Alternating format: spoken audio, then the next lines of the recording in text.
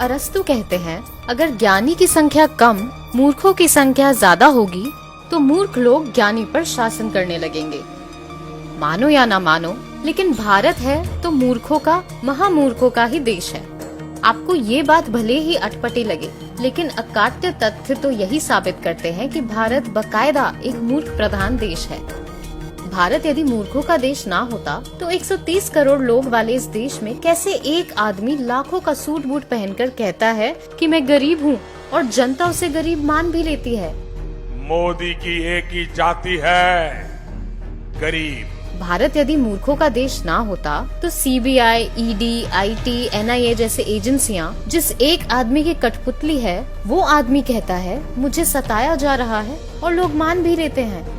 भारत यदि मूर्खों का देश ना होता तो जिसके पास संसद में भरी बहुमत हो, जिसकी पार्टी 22 राज्यों में सत्ता में हो, वो कहे कि विपक्ष उसे संसद में काम नहीं करने दे रहा और लोग मान भी लेते हैं।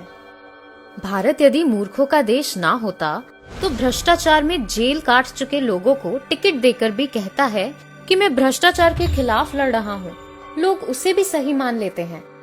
भारत यदि मूर्खों का देश ना होता तो जिसके शासन में सबसे ज्यादा भारतीय सैनिक शहीद हुए, वो कहता है कि दुश्मन उससे कांप रहा है।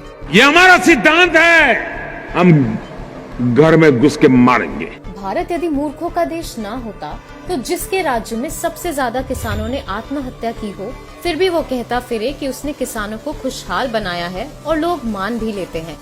भारत यदि मूर्खों का देश ना होता तो जिसके राज में बलात्कार की वारदातें रोजाना नए कीर्तिमान बना रही हो, फिर भी वो कहता है उनका बेटी बचाओ अभियान सफल है और हम मान भी लेते हैं। बेटी बचाओ, बेटी पढ़ाओ।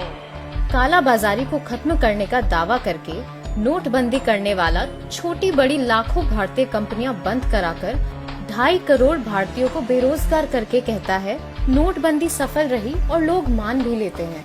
ये नोटबंदी लगी, ये सबको बाहर आना पड़ा और वही रुपये हैं जो आज इतना सारा काम हो रहा है। देश का प्रधानमंत्री कोरोना वायरस जैसी आपदा में सरकार की तरफ से की गई व्यवस्था के बारे में जानकारी देने की बजाय लोगों से ताली और थाली बजाने की अपील करता है और लोग अपनी छतें, बालकनी और गलियों में जुलूस लेकर निकल जाते हैं।